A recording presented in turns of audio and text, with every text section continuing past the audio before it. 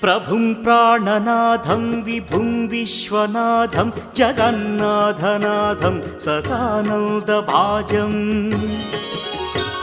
भवद्भव्यभूतेश्वरं भूतनाथं शिवं शङ्करं शम्भुमीशानमीडे गळेरुण्डमालं तनौ सर्पजालं महाकालकालं गणेशाधिपालम्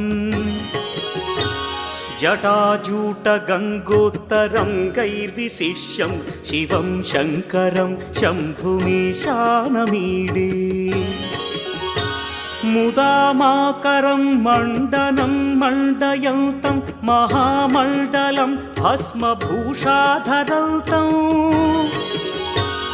अनादिं ह्यपारं महामोहमारं शिवं शङ्करं शम्भुमीशानमीडे